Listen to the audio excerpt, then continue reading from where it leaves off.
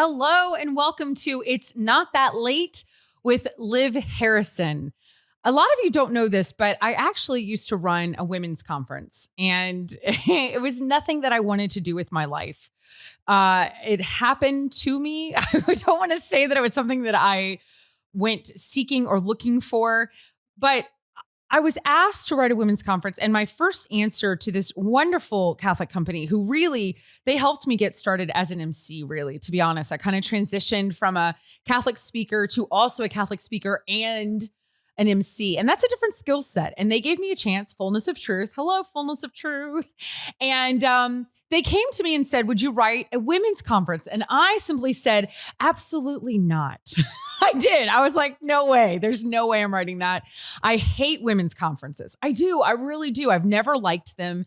And they said, well, no. Listen, we're going to let you write what you want to write, which those of you who have watched this show up to this point are like, well, that's a mistake, because anytime we would let Liv do the things, no, it's fun. You know, it's different. Let's just say that. And I said, okay, fine. After a while, I said, sure. And I wrote this conference. Here's where the story gets really funny. I decided to have it at this really great resort in the hill country of Texas. So outside of Austin is this place called Bastrop. And there's this place called the Hilton. Ooh, I almost said Garden Inn, but that's not a resort. It's the Hilton Hill Country's in San Antonio. It's the other one. I don't know what it is, you guys. I just had a conference there and gave them lots of money. I don't remember the name. Anyway, whatever that one is. And it's fancy, but it's not crazy expensive. Like, it's for Texas families. It's for families. They've got all these activities. They have all this stuff to do. There's lazy rivers. There's, oh my gosh, I don't know, name it. They have canoe trips. And it's all right here at this like resort. You can do crafts. There's multiple restaurants. It's fantastic. It's basically a cruise ship outside of Austin. And so I thought, well, this would be a great place to have a women's conference with lots of children. Yeah, I didn't think that through. But anyway, we decided to have it there. They also have animals on this property. Not just any kind of animals, like actual animals that are supposed to interact with the public. One of the animals is a goat. They have multiple goats. And when I was signing the contract, they happened to mention that the goats actually have pajamas. I can't even get through this. They actually have pajamas, these goats, and they wear diapers. Y'all, this bougie resort, which isn't expensive as in bougie, just bougie as in has a lot of things to do with your kids. So everybody's book it because you want to take your kids here. They have animals. They have longhorns. They have an alpaca that comes in the lobby. In the lobby is an alpaca. And then they have goats. Now they told me, you can rent our goat for your conference. And I was like, oh my, yes, that is an absolute. So I did rent that goat. Now, I want to say very clearly, in case anyone from Fullness of Truth ever wants to hire me back, I'm available. But they did not pay for this part. This came out of my pocket because I could not in good conscience ask them to pay. The goat cost like $150, but I felt it was a necessity. My husband probably disagreed because let's be real, he paid for it. But I was like, we have to have a goat. And we had a photographer and we had a, where you stand in front to take pictures. I don't know what that's called. A stand in front or picture thing. Okay. We had one of those. And so you could stand in front of the thing and have your picture and it says Genius. My conference was called Genius. And there was a goat. Here's where it gets hysterical. The diaper did not work. That goat pooped everywhere. Everywhere. Have you ever seen grown women with a pooping goat at a Catholic women's conference? No, you have not. And will you ever see it again? Probably not, because I don't, no one's asked me to do that conference there again. I did do it again, but it was outside of Dallas. But you guys, we were finding goat poop like for days, but that was the worst diaper ever. It is not a diaper. That stuff just came out of that thing and it looks like rabbit poop. It's like the little whatever. It was hilarious, but this goat was so cute and the pictures came out really cute. But that is my hilarious animal story. I know that GW wants to share about when he was at a women's conference and when that actually sounds like the funnest women's conference I've ever heard of. See, I might pay money to go and watch a goat. Like mess all Take over pictures the with lobby. Catholic women. If you can't find God there. That sounds entertaining to me. It was a fun conference. Listen, I do know how to throw a party and how to bring the Lord. I can do both. Yeah. And that's what I was able to do. It was fun. There are so many things in that story that I feel like we should go back to. Like how you said this is a Texas place. It was. I mean, initially Texas. I'm imagining like they probably have a blow up pool on their driveway. Mm-mm. No, but that's what I thought about. Are you serious? No, bougie. Bougie. Okay. Bougie, but it's not expensive. Bougie doesn't always mean money. It can just mean extra. Or I make it mean that. Everyone's like, no, bougie means expensive. It's not that expensive. And especially if you throw a conference, they give you the rooms like half off. You can stay for like $100. You know what I mean? Yeah. And your kids can pet a longhorn and float in a river and go play all the games. I don't know. I'm going to have to look into this place. It's fancy. I'm going to have to go get my picture taken with a goat. I'm serious. You will be checking in with your Louis Vuitton. I'm just kidding. That's bougie. Oh, yeah. And there's an alpaca who starts licking your earlobe. Only in Texas. Sounds like my kind of place. No, it's really fantastic. I cannot think of what it is. The Hyatt, it's going to come to me after the show and I'm going to, they hate me. We'll tag them. I don't know. Everybody write in. What is it? But you'll have to take the family. They'll love it because they also have childcare. So you and the wife can go have dinner. I'm all about childcare. You know what I mean? And your kids can like make you like a glue-on longhorn or something with pasta. I don't know what they do with your kids. Like blue bonnets. You eat chili there every night. I don't know. I'm trying to make it sound very Texas-y. They have a wave pool though, where you can like pretend to surf. You know, like how they do on cruise ships. Like it's like, it's multiple pools. They've got multiple like sports courts. They have a spa, multiple. I keep plugging things that are not giving me money. They can sponsor me though. Then I'll remember their name. I think the goat story might have thrown them off from the sponsorship, but we'll give it a shot. They don't want me to come back. I do love it. So tell me you have something like a pooping goat at a conference that has happened to you, or have you ridden anything? The most exotic thing I've ever like ridden on, I think would have to be a camel at the Renaissance Festival here in Houston. I've never ridden on a camel. I mean, I've been on horseback rides, but that's not anything exotic. I mean, the horse didn't like that. I do remember that the horse didn't like that I was wearing like a windbreaker kind of jacket. Was this 1984? I don't know. It was like a jacket from my swim team when I was in high school or something like that. I don't know. The horse didn't like it, so it kind of freaked out a little bit. Made noise. Yeah, I think that was it. Was the horse's name Marky Mark? Who was right? I love it. Can I just make fun of this? This is fantastic. Was it a neon color? I want to hear about this windbreaker. It was blue and it made noise. I love it. Not that exciting. It was not that exciting. My only other animal mishap didn't really happen to me. There's a drive, or there at least was, and I could have my facts wrong because it's been a number. None of us know. Been a number of years, but outside of San Antonio, there's a drive-through zoo. Yes, right, like a safari situation. Mm-hmm. So yeah, I don't remember how old I was. I want to say 10, just because that always sounds like that sounds like a good age to. Anyways, we drove through, and I remember like some ostriches like trying to get the food that I think you can like buy food to like hand the out pellets? to these. Yeah. Mm-hmm. And it was just like swinging its head inside the car They're violent. Yeah. I think I'm nearly positive my mom got like nipped by one of these ostriches. Really? Yeah. Cause I feel like we saw a shirt in the gift shop on the way out that said, "I survived the ostriches." So it was a thing. I think so. It was a thing. But were you living in San Antonio or were you like? No, we're just passing through. You can just, okay. Well, that's great. No, those are always fantastic. I didn't have to go back and relive that memory. You got to bring your kids. Someday. Yeah. We're actually going to go to San Antonio in a couple of weeks. Now you have an activity to do. Yeah. When the Alamo, go up and ask them about the basement. It's their favorite. Do you even know what that is? Do you even know what that's a reference to? I know what the Alamo is. I don't know about the basement. Okay. So there was this guy named Pee Wee Herman. Have you ever heard of Pee Wee Herman? Mm-hmm. Yes? For real? Okay. I can't tell by your face. When I grew up, Pee Wee Herman was, this is really sad. He was a children's TV programmer. Like he had a TV show for kids. Right. Which I actually let my kids watch it. I mean, he's not a good guy now. I mean, he might be a lovely person. We believe in redemption. We don't know. This is not to talk about Pee Wee Herman, but he did a great film called Pee Wee's Big Adventure. Okay. Yes. I remember it's hearing fantastic. about it. I never watched it. No, when I say we're talking film quality, I mean, you need to stop your life. It won Sundance that year, right? Exactly. It won Cannes. Yeah. Or Cannes. Well, see, I don't know. You're the one that went to France.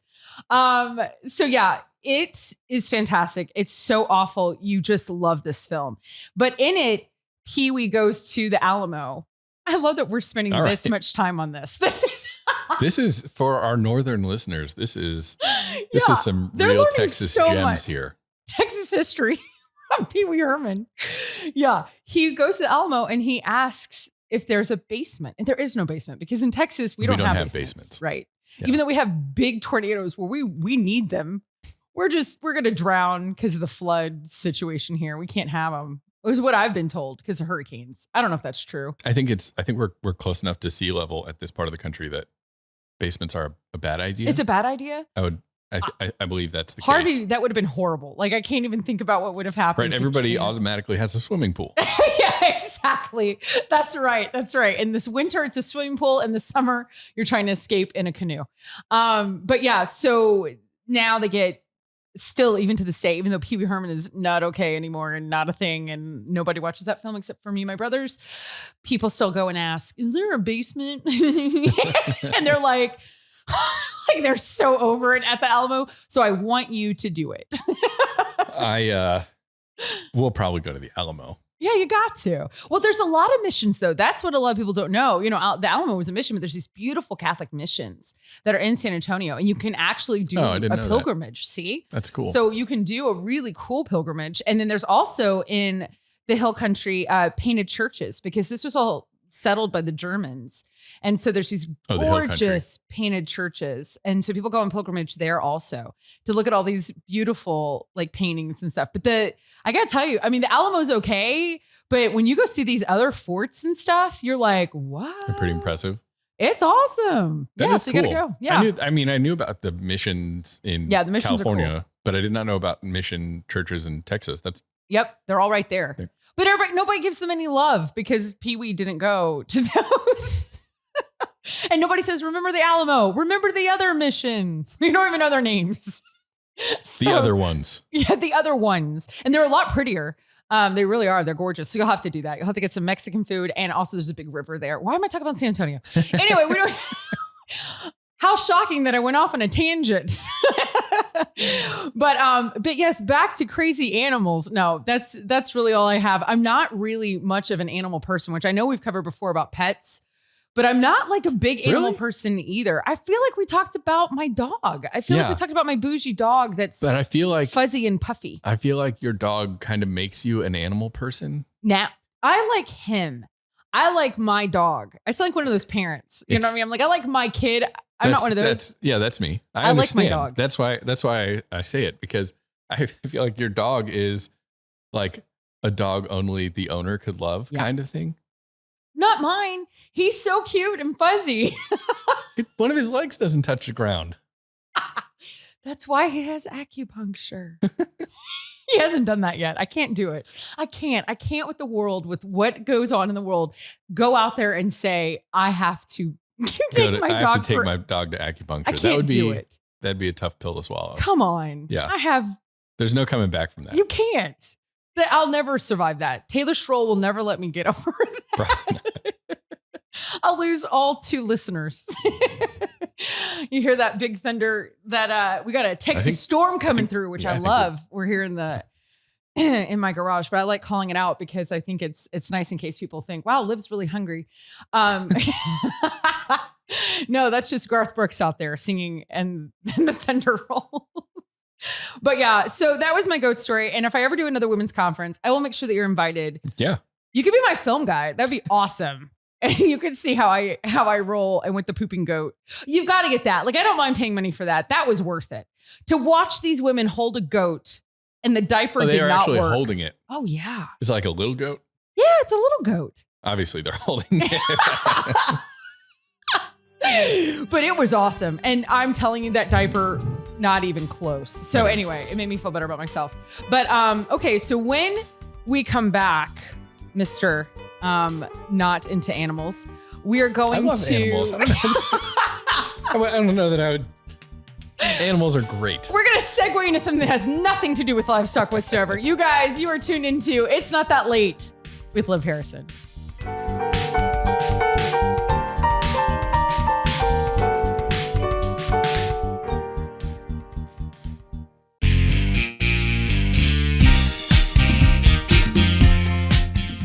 Welcome back to It's Not That Late with Liv Harrison. And as I promised, I have an incredible guest that is so famous, I can't believe that she carved out time of her very busy schedule of going viral and doing all sorts of interviews. I refer to her as the Carrollton woman. It might be my favorite my favorite name for her. If you don't follow her career on E! News or possibly Good Morning America, I don't know what you've done with your life. I'm pretty sure Bruno Mars has asked her to be in his next video, and I think her answer is yes. I am, of course, talking about Oodles of Doodles, the most famous artist on the internet. I don't know if that's true. You guys, the one and only Ali Hoffman. Ali, woo! If we had an in-studio audience, they'd be losing their minds. That is what you deserve. You're used to that. That's amazing. That is sophisticated. Hello. Yeah, hi, friend. How are you? I completely forgot that they called me. So for people that are watching, please, I thought the story would come better from you. You got to bring them to the beginning, though. What are we even talking about? Why would anyone even put you on E! News? Why are you even viral? Take us from the beginning, Ali. Yes. Why would anyone want to put me on E! News? That is the question of the day. It's the question of the day. Okay. So for people watching, or listening, we've got our listeners. Yeah, or listening. Yeah. Thank you. It's multimedia. Multimedia. So proud of you. 6 years ago, my dad, there was a big ice storm in Texas and where I live in Dallas area. And my dad and we danced in our kitchen because we're like, this is how we handle like shut down ice and all that stuff.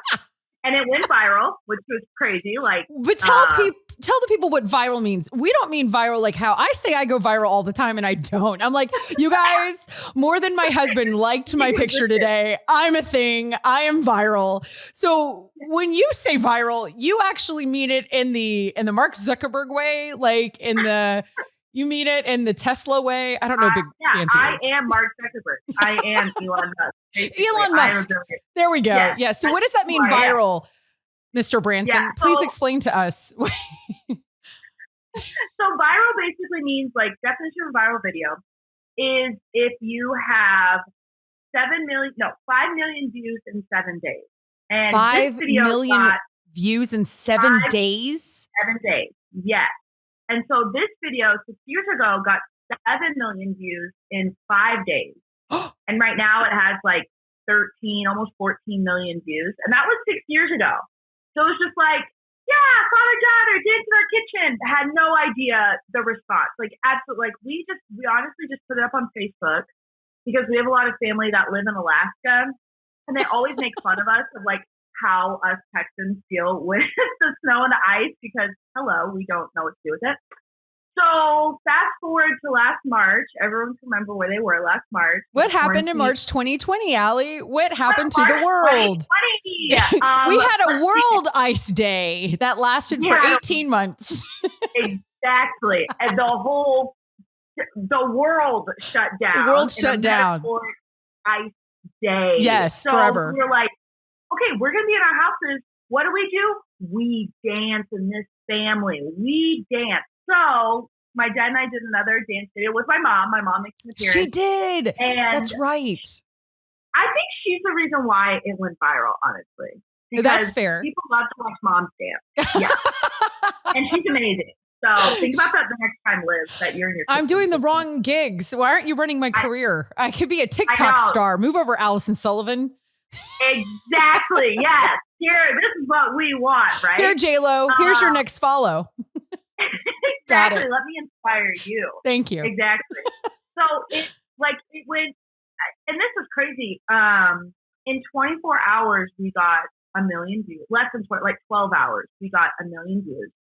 and now it's again at like almost 14 million. And wow, I think it had a bigger impact reach because it was everyone was feeling this like anxiety, unsure, like what is going on in the world, what is the corona, and we didn't really know like COVID, like what was it going to be like is it as intense as people are saying, and it's just like so many things. And so I through like a lot of conversations that my dad and I had, and like even with people on the internet, what they were sharing with us was like just a moment of, okay, the world is crazy and there's a lot of uncertainty. So can we just bring this one small moment of joy and laughter into your life right now? And so I think it reached, like, it's so funny because it will be really big in different pockets of the world. So I'll get a lot of messages from people in Switzerland, and I'm like, oh, so it's going around Switzerland right now. And like a couple of weeks ago, it was like the UK, and it was like really big in the UK. And I was like, cool. That's fascinating that it's still making the rounds. Do you think it has to do with seeing a daughter with her parents? Like, do you think people are enthralled by that whole situation? Because for people who don't know you and your dad, Michael, which I feel like I know him at this point, and it's a little creepy on my end. He's fine. He doesn't follow me at all. He doesn't even know I exist. I love you though. No, oh my gosh. But you guys, and I know you talk about this a lot, and you're probably tired of it, but I don't think you are, because you really like your dad as much as you play on TV liking your dad. It's very real. I really you guys have a really cool relationship. And what's really beautiful about it, Ali, is that he's a deacon, right? Is he still a deacon in the Catholic Church? No. He's just a speaker. Actually, he was discerning. He was discerning. He was discerning. He discerned out. So he discerned out, like, but how beautiful is that? Like, he shared, you know what I mean? Like, we got to see that, but he is a Catholic speaker. So he's not shy. No. We don't know where you came from. You were your dad's daughter? What was that? Yeah, You're your father's daughter. But together you guys put out this really great energy of, like, not everybody knows that you guys are Catholic. Not everybody knows that you guys are Catholic speakers. Not everybody knows that you guys actually know what you're doing. People just see like, oh, this is cute. But it's kind of neat when you do know that. Do you know what I mean? That there's this other level, this other layer to it, because for everybody that's out in the world, they get to see this father-daughter duo, which is fantastic. And mom. What was your mom's name? Michelle. Michael and Michelle. M&M forever. How cute are they? That's precious. But I love that on the Catholic side, we get to see two people who can come and talk about Jesus and come and talk about theology and you talk about some pretty tough stuff. And I know your dad doesn't shy away from the hard subjects, and then you're dancing to Bruno Mars. Do you know what I mean?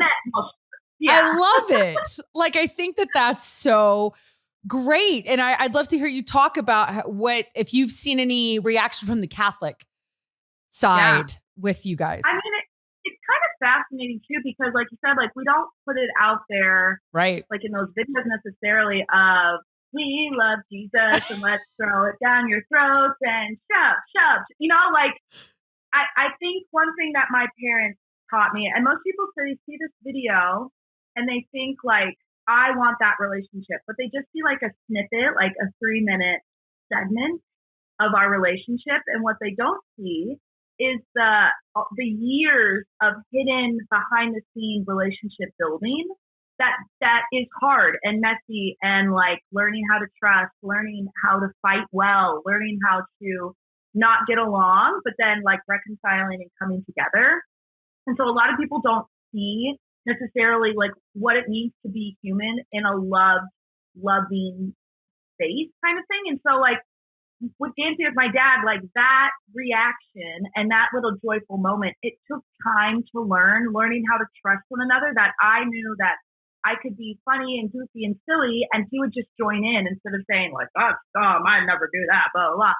But like trusting that the love of my dad, like he loves me unconditionally no matter who I am, and that he gives me space and freedom to be, which I think is like so huge and so big. So, I think like, especially now when people are asked like, what's the secret? Like whatever. And like, we can honestly say like, it's so much more like Jesus is it, like that is a secret, but it's so much more than just Jesus. It's like living a life of joy and living a life of holiness. And it's not necessarily like you're spitting Latin and holy water and stuff, but it's just like loving God, loving people, and living your life. And so it's a really broad, general kind of thing, but like we each have personal relationships with Jesus, and like we also love one another very well. And there are hard moments of being human and all that fun stuff, but it's just learning how to live life well with people that support and encourage and champion you and are with you even when it is hard and when you do mess up and you do make mistakes. So yeah, I think like they're just really great examples in my own and my siblings' life of that. Like I remember growing up, they were always telling us like, we want you to have this foundation of family, like your family's always behind you, always supporting you. But at the same time, we want you to go and to be who you were created to be with all the gifts and talents that you have, to go and do. And just so supportive of, I mean, I quit my job last year with not really a plan.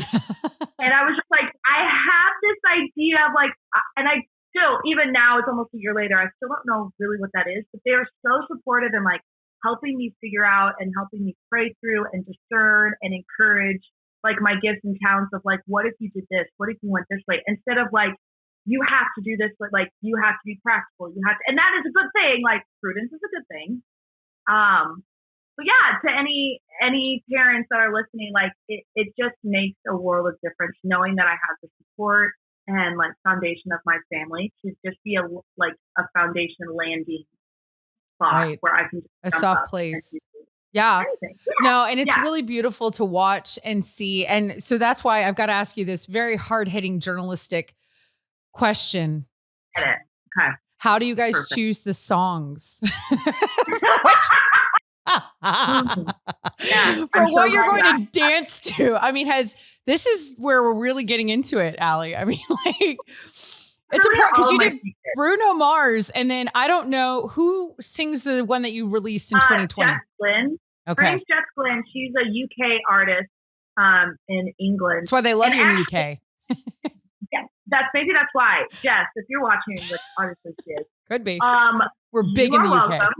Yeah, really big. Just shooting right up there. Yeah, Jess Glynn. Honestly, the only reason why we pick those songs is because what you see us dancing in the kitchen, that's not like a random, we're just going to do it. Like, we're always dancing in our kitchen. We are always dancing, having fun. So really, we just pick songs that we like to dance to already.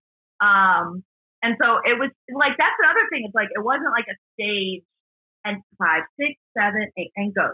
Like, it was just like a sneak peek into our daily lives of what we do already that now. It wasn't choreographed. It wasn't like a flash mob situation. Y'all didn't know. I cannot emphasize enough. I love it. How not choreographed. I'm not gonna lie.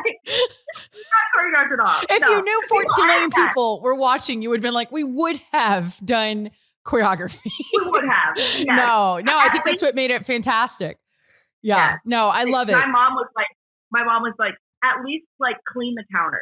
Like just clean the kitchen. Which I'm like, you're welcome, Mom. You're welcome for that one tidbit. Okay. And I love that you haven't, there's got to be pressure. I'm sure you get asked constantly, when are you guys going to make another video? You know, and you're like, you guys, we've gone viral twice. You know what I mean? Like, let's not press.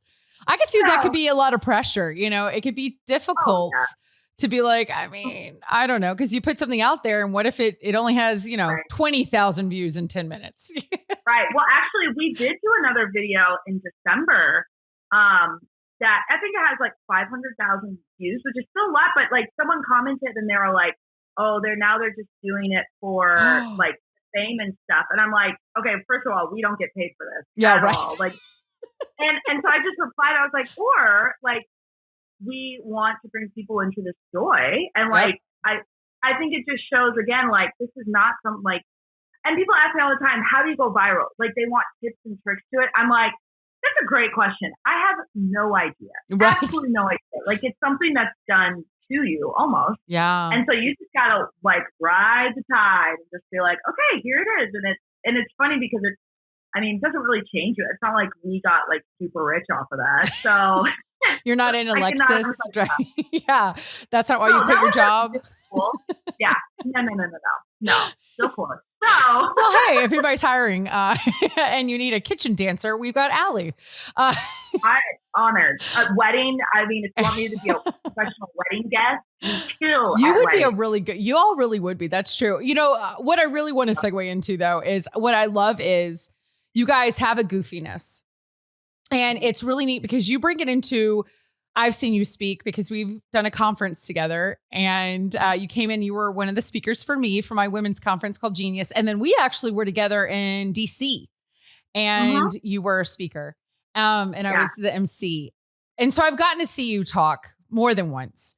And what I do love is that you don't leave your personality behind when you're talking about God or when you're talking about whatever Catholic truth you're slamming down, you know, mic dropping. Yeah. You keep this goofy like space and you do it also really well on social media. So you're known on social media as Oodles of Doodles. Well, you're also known as Ali Hoffman, but you have another account, Oodles of Dudes. Yeah. And that's where you do calligraphy. Is that right? Am I saying this right? Yeah. And you do like verses, you do, you know, all sorts of beautiful things, but then you'll come out with like a mustache, like filter for Instagram or tiny hands, or, I mean, you just, it's so great. I love that you're like, the Lord is my shepherd. I shall not want tiny hands. Tiny hands. It's like, yes. Or singing in the car. Yes. Like, tell me how this came to be. How have you given yourself permission to be extraordinary in that silly space? How about that? Man, that, ooh, girl, you're good.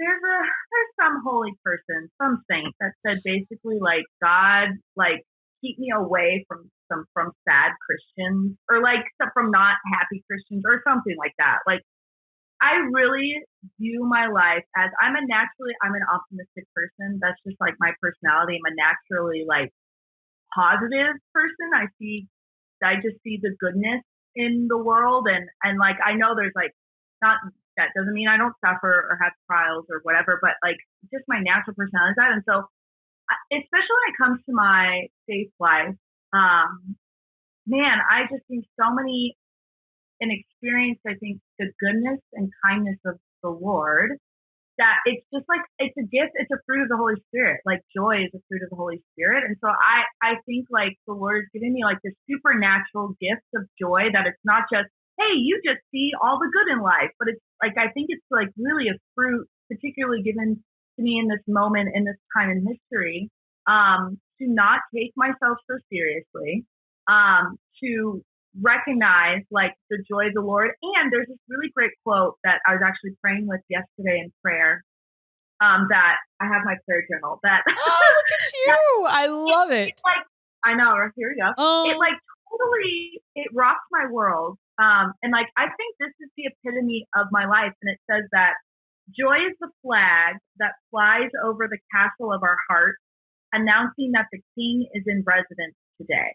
Ooh. I don't know who said that. It was in a book Liv that I read. Harrison. No, yeah, Liv Harrison. Said this. You have one of those quote posts, please? Yes.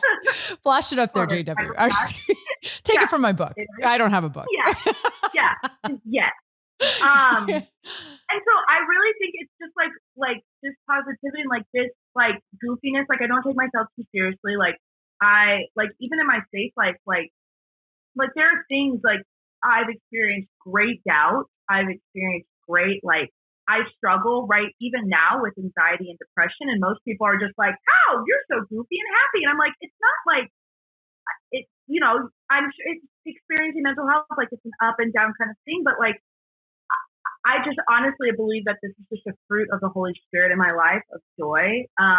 That is something that is deeper than I'm just happy. And actually, a couple of years ago, there was someone that was we were praying together, and this title, the Holy Spirit, just like in this prayer, I kept hearing these words over and over again, and the title was "Warrior of Joy." And at first, I was like, "What does that even mean?" kind of thing. But I'm realizing now, like especially living in 2021 as a Catholic, as a Christian, like you have to kind of fight for joy. And it's really easy to go more on the pessimistic side, which is not a bad thing, but it's really easy. Like, I was just thinking about this the other day. If you're trying to bond with someone or like trying to connect, usually the first thing that we do is we talk about how miserable we are or how tired we are or how bad the weather is. Or we kind of can bond in like these negative things. And it's very easy to be like, oh, you hate that too? Well, let's just talk about it, which is not a bad thing. But I think that's just like a natural thing that people gravitate towards.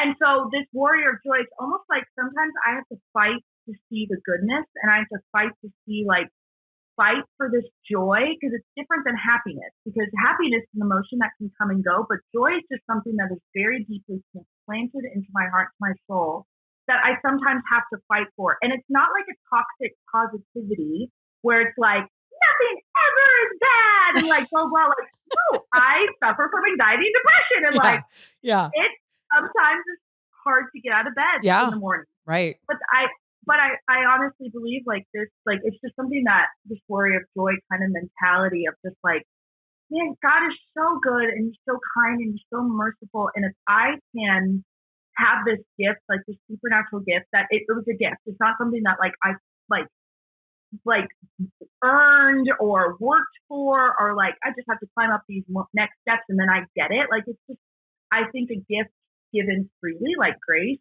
that I really love sharing with other people. But you allow it to flow. You really do. Yeah.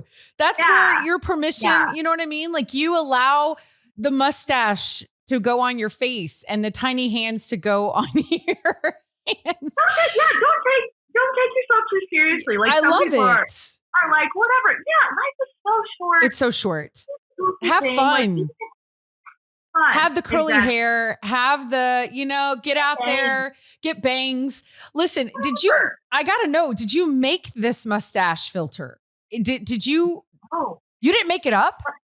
No, I did not. But doesn't it look like if I stopped waxing, that's what I would look like? And I'm like, I don't want that. Maybe I should stop and like just see what happens. I did not make that. I thought you made this filter, and I was all ready to ask you, how does one make a filter for Instagram? No idea. We don't know.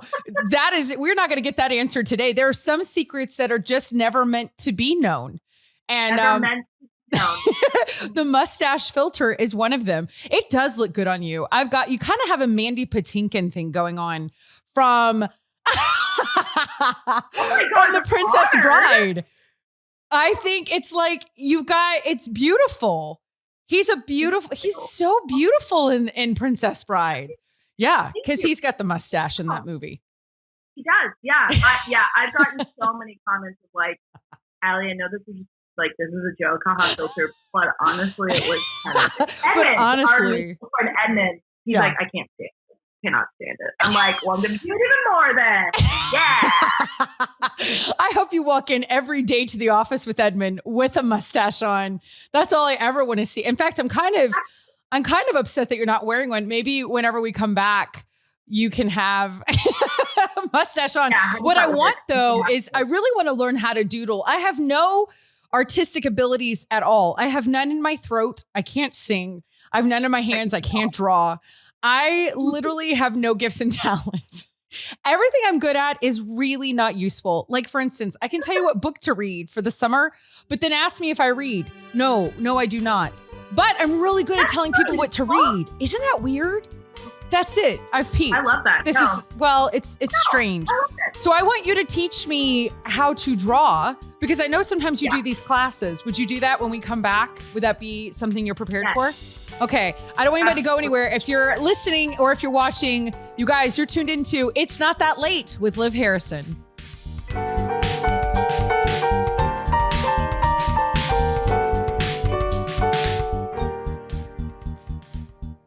Hello, I am Taylor Schroll, a man who is sometimes a friend of your lovely host, Olivia Harrison, and she asked me to come and share some thoughts about pop culture because I'm cooler than her. So one of the things that Liv and I have in common is our love for Marvel. Marvel has had so many great properties come out over this last year on Disney Plus with WandaVision, Falcon and Winter Soldier, the Black Widow movie, Loki, which was terrible. We'll get to that another time. But today we're going to talk about the Falcon and the Winter Soldier, the second show that Disney Plus put out in this new wave of Marvel products. The three biggest things that really stuck out to me about this show is number one. First, it is a buddy cop show that starts off with two guys who absolutely were not buddies. The Falcon and the Winter Soldier were the right hand and left hand man of Captain America. Now that Captain America is gone, they meet up and they're trying to do stuff together, but they don't really like each other. And they're like, I was his best friend. No, I was his best friend. So over the course of the 6 episodes, they eventually have to figure it out. And they even sit in therapy. Good show for therapy, by the way. And they just sit through it, and they finally work their way through it, and everything is good. The second thing that you need to know, and probably the most important, is that this show tackles race in a way that I really, really liked. With all of the racial things going on and upheaval and sadness and everything over the last couple of years. I mean, really, since America started, that's a whole other thing. But I mean, really, in the last year and a half, there's been a huge focus on race, and a lot of people don't like big controversial things being brought up in their media or in sports or those sorts of things. But this show does a really good job of not beating you over the head with it, but they present a lot of these really, really well done racial topics from both sides. And in the end, the big news from this is that the Falcon, a black man, becomes Captain America. Our Captain America now, currently in Marvel, is a black man. And that's a really, really cool thing. And then also there's this other guy named Isaiah Bradley, who was around the same age as the other Chris Evans, Captain America. And he was a black super soldier who did great things for our country, but was kind of pushed down because the people in power said America wasn't ready for a black Captain America, a black super soldier. But he gets a really cool redemption arc as well. He was forgotten, and all he wanted was to be recognized for what he was, this first black superhero. And eventually, the new Captain America Falcon gives him a grand memorial in a museum, and it's a really, really beautiful and touching moment of racial reconciliation. Now, the only thing that I didn't like about the show, and the last thing, is that my man Bucky, the Winter Soldier, got the short stick of this show. I love Bucky. I came into the show wanting Bucky to be the next Captain America because he's the super soldier, and the Falcon got beat up all the time. But there was a lot of really cool redemption for him. He had to deal with all the things that he did wrong when he was under mind control as the Winter Soldier. But it was a really cool redemption arc, but they kind of did him dirty. They didn't let him finish it. At the end of the show, it kind of emblemizes these two last things that I really liked and I didn't like. The name of the show got changed from Falcon and Winter Soldier to Captain America and their Winter Soldier, which was really cool for Falcon. And like we talked about earlier, a black guy being Captain America was really cool. But they left Bucky as the Winter Soldier, and he's not the Winter Soldier anymore. He's gone through all of this therapy. He's changed as a person. I really wish that they would have said the Captain America and the White Wolf as he came to be known in Wakanda. So those are my thoughts. I hope that you guys enjoyed it. Back to the show.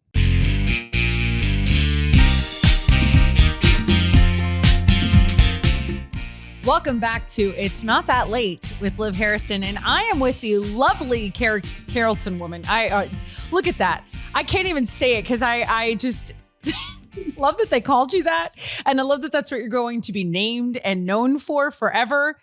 You guys, this is Ali Hoffman. And if you're not following her on Instagram, I don't know why you're there, because she has brought the joy of Jesus to all of us through her doodles on a page called Oodles of Doodles. Although it's not called pages on Instagram. What is it? A feed? Is it a feed? What is this, Ali? you're young. A follow? I don't know what it is. You have multiple accounts on an account. An account. An account. The Oodles of Doodles account. And you could see her doodles. And sometimes you teach the people how to draw. Yes? Yes. Is that what we're going to do right now? So if people want to pause, if you're listening on the radio, you can't. If you're at 1350 listening on Veritas or the app, maybe you can pause the app. You can pause your podcast situation. If you're watching on YouTube, you can pause, because you're going to grab some markers and some paper. We should have told you ahead of time, but we're not that fancy of a show. No.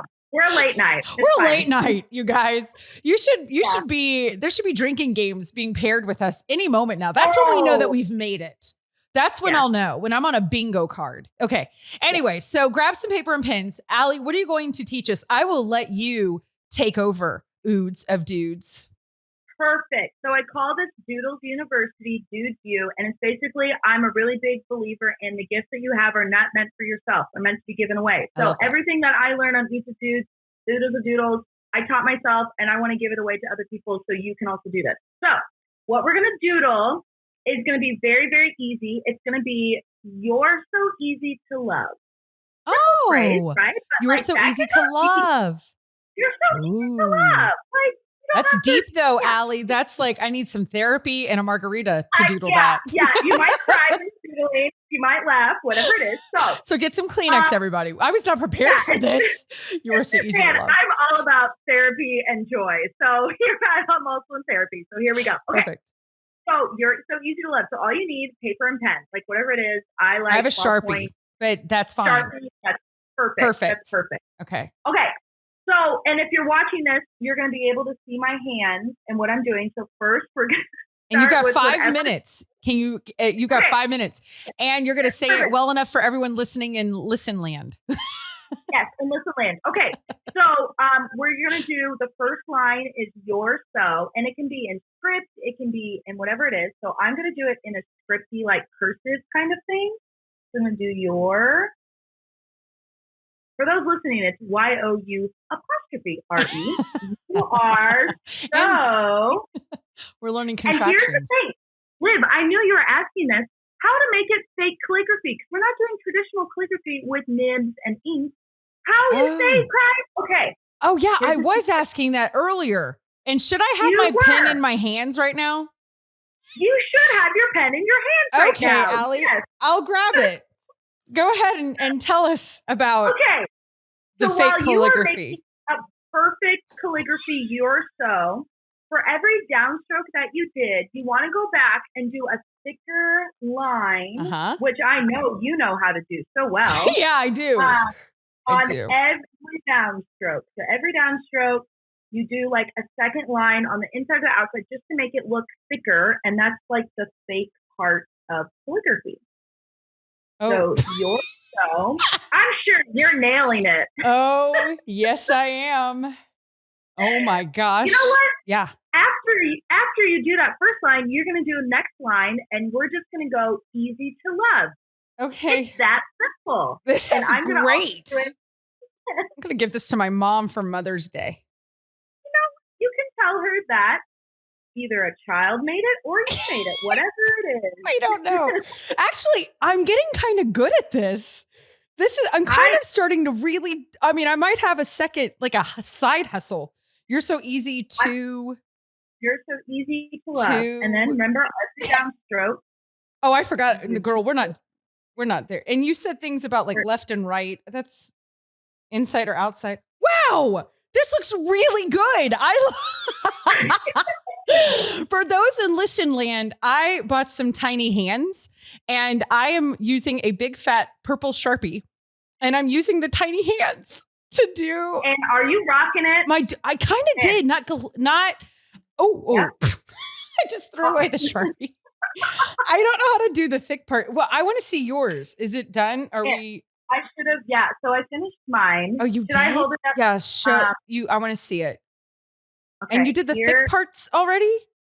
I did. Oh my gosh. Okay. Now, granted, samesies. Yeah. Go ahead. Same, because I wasn't wearing tiny hands, as well as I've also been doing this for 6 years. That's what I tell people. When they do doodling, they think like, I want it to look like yours right away. I'm like, this takes practice. It's like when I graduated and I wanted a house like my parents, and they were like, that's adorable. You're 12. Of course you're not going to have a house. 12. Yeah, I know. Exactly. I hear you. It takes practice, okay, right? Here's mine. That's what I tell. Yeah. See, okay. Wait, hold up. Let me just. I can't see it, but I can see your tiny hands holding it, and I feel the greatness coming from it. Can you get that, JW? Can you? But are you a little impressed? I'm so excited to see it. Oh my gosh. I'm really proud. Okay. So this is something that you can stick. So I use like a little note card kind of thing, and I will stick this in my Bible. You can you pray with that, Liv. Just what the Holy Spirit's like stirring up with that. And just be like, what is the Lord really telling you, asking you during this time? You guys, you have to be on YouTube right now. She also has tiny hands, Ali. And so we both have tiny hands. And this is really, this is so creepy. Look at this. I'm grabbing my mic with my tiny hands and I feel uncomfortable inside. Absolutely, you are. Absolutely. Listen, I want people to follow you and be your friend. How can they do that, Ali? Where can the people go? The people can go on mainland Instagram at the Oodles of Doodles. Mm-hmm. There. That is where you can go. I mean, that's it. Like, that's it. No, but that's yeah. really where you want the people. And then if they want to find your viral videos, you guys, it's called Google. Okay, it's 2021. You can Google Ali and Michael Hoffman, Carrollton Woman and Michael Hoffman. That works. Ali, Michael Hoffman, I Stay Dance video, quarantine challenge, and you'll see my dad and I pop up on the YouTube. I might never not have these. These are so fun. I want to do an entire, I just want to photograph things with this. You guys, I just want to say thank you. Ali, I love you to pieces. You're the best. You've got to come back and be in studio, please. I would love that. Yes, please. I totally. Everybody go follow Ali. I am so excited you're here. Don't forget to give yourself permission to be extraordinary. Do not forget that, you guys, because you know what? You have been watching and listening to It's Not That Late with Liv Harrison. Bye, y'all. Woo.